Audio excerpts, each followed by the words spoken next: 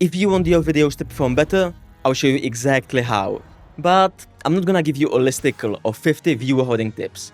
That's not what you need. What you need is the mindset of creators who reach the YouTube peak the fastest, and then the tactics on how to apply that knowledge into your own climb. So these are going to be the 4 best strategies to level up your videos a lot faster. Master them and I guarantee your content will perform better. I'm Thomas. I took a channel from 0 to 300k in just 10 months. And I also have over 200 million long-form views. That being said, move number 1. Pick the right side of the YouTube mountain. I learned this from Naval Ravikant. One of the things I like to say is find what feels like play to you, but looks like work to others. So it looks like work to them, but to you it feels like play. It's not work. So you're going to outcompete them because you're doing it effortlessly. You're doing it for fun. They're doing it for work. They're doing it for some byproduct. Here's how it applies to YouTube and why it's better than follow your passion. Picture 2 editors scrolling at midnight. One is forcing himself through research hours. The other can't stop watching because it's his idea of fun. You can probably guess which one wakes up with 5 amazing editing ideas. That being said, there are 4 details that you must know. Number 1, when you begin, your play can be as simple as making better videos or getting more than 10 views. It doesn't have to be fancy. Number 2, if nothing feels like play yet, you can grow into it. You just have to push through the first tens or even hundreds of hours of boring work. But once you cross the tipping point, the work fuels itself. I fell for YouTube after years of mindless uploading as a teen. But once I got good, I loved it. Number 3, it must look like work to others. Don't mix up addiction with a unique edge. Mindless gaming isn't an edge. However, if you are spending hours of practicing, studying the top players, and even learning how to become a better player, stuff that looks like work to others, then you have an edge. And number 4, it will still be hard, like unimaginably frustrating. But you won't hate the climb, you'll hate how slowly you are gaining height. The pain comes from slow progress, not from the craft itself. To combine everything, there are 2 tactical takeaways. First, for content choice, check your watch history. What do you binge? If it's fitness, launch a fitness channel, documentaries, tutorials, whatever it is. Pick the side of the mountain you already know. And second, for task choice, outsource what you dislike. Hate scripting? Team up with a writer and do editing only. By the way, I'm hiring. Hate showing your face? Go faceless. Love teaching? Do not force pure entertainment.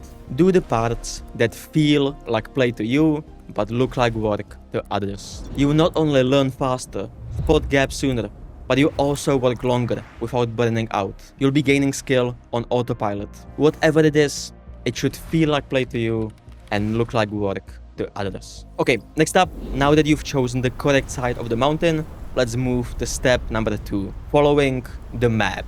Here's a simple truth. If you don't let yourself look a little dumb, you'll climb slower. Here's why. Think of your first day in the gym. You don't invent a new routine. You open up a trusted, proven, full body workout and do what it says. Squat, bench, pause. YouTube works exactly the same way. If you copy a proven path, you'll trade years of guesswork into a few focused months. But 3 traps can slow you. The first one is not even opening the map, aka not studying. The second trap, however, is the most common. Looking at the map, but not taking any steps. Why?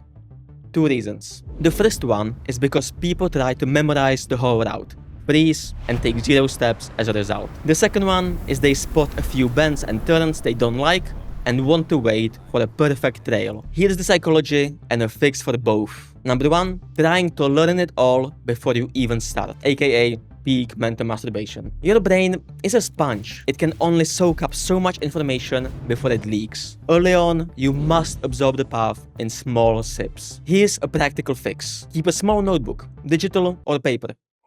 Keep a small notebook, digital or paper, and write down up to 10 clear pieces of feedback. Only then you can climb. If you need more, you can always check the map later. Write as you go matters for 2 reasons. 1, real life will throw rocks in the way, so half of your memorized plan is gonna be useless anyway. And 2, many turns become quite obvious when you reach them, so all the time you spend memorizing was wasted.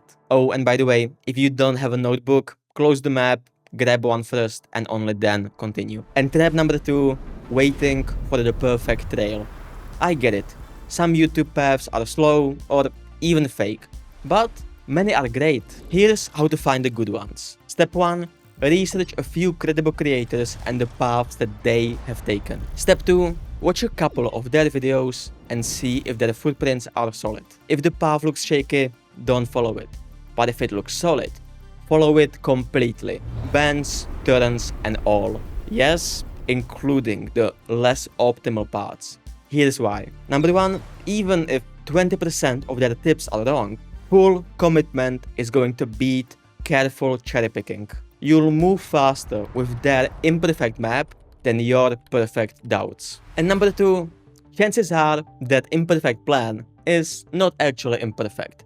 They probably added a little bend, the little turn to avoid a bear, a trap, something that you can't see yet but that you wouldn't want to encounter. I can't tell you how much progress I've made by dropping my ego in areas like health with Brian Johnson or Bitcoin with my friend. After the month, check your progress. If the climb feels good, stay on the path.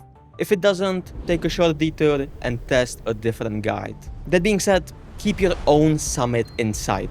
If on their way up, they have a side quest like finding a climbing buddy, but you don't want one, ignore it and just continue up. And the third and the most dangerous trap is mixing distant trails. You want to limit yourself to just 2, maybe 3 paths that run close together. For example, if one person preaches 12-minute videos and the other 13 minutes, you can follow both, they are close. But if you take advice from a shorts expert while also copying an 8 hours podcast master, it won't work. It'll be like jumping between cliffs. Slow and risky. Stick with just one map, 10 steps at a time. Act, repeat. And now that you've picked your side of the mountain and the path, let's grab 2 tactical tips that will make the climbing even faster. The first is art of proper feedback. What matters most is not how many people are ahead of you, it's how fast you climb. Years on the job don't equal skill. I would much rather hire a person with 2 months of experience who's progressing rapidly than somebody who has 5 years and is not progressing that much. It's all about the improvement curve. Good feedback makes that curve steeper. The system I'm gonna explain now I learned from Mario Yos, a back-then consultant for MrBeast, and it's called PTS. Whenever you give feedback, it should have these 3 components. Number 1, the problem. State what's wrong in plain English. For example, this visual flashes too much text and it's too quick. Number 2, theory. Explain why it's bad. It overloads the viewer, they can't read in time, get annoyed and click away. If you can't explain why, the note is useless. Theory is the most important because we've just went from having a one-off fix to developing a framework for all future videos. In this case, the lesson is make sure we don't overwhelm the viewer. And number 3, suggest a fix. Again, same example, keep it for 2 seconds longer and highlight the phrase "Don't make shit content" so viewers know what to read. It's a suggestion, not a command. The editor can still adjust. That being said, you should use PTS on scripts, thumbnails, everything. Yes, it's gonna take way longer to begin with, but over the course of a month or a year, it's gonna save you so much time. So if you give notes, follow the PTS framework. If you get notes, demand the system. I don't like this, can we change it? That's not feedback. Send it back. I promise you, if you apply this, the climb will feel like downhill. Okay, so great feedback shows us what to fix. This last tactic will show us how to race through those changes without wasting any time. You know the Pareto rule. 80% of results come from 20% of work. Here are 3 unconventional ways to use it so the climb feels like a smooth drive. First, beat the perfection trap. When you start, you don't really know what quality really is. Only viewers do. For example, having a fancier edit doesn't mean the video is better quality. Podcasts are a living proof. So, chase quantity first. When you begin, it's much better to spend 1 week making 5 80% videos than spending 5 weeks making one subjectively high quality video. You'll improve faster and learn what the audience loves. Later, when they show you what they like, you can add polish. Walt Disney called this extra polish plussing. However, to do a good plus, you have to know what the viewers want to be plussed on. The second unconventional way to apply any 20 is content efficiency. If you learn a new cool trick during writing, don't go rewrite the whole script. Instead, just note it down and apply it on the next one. Why? Because making great work from scratch is often much easier and also ends up looking way better. I tell my team all the time, hey, if we did this, it would make the visual amazing.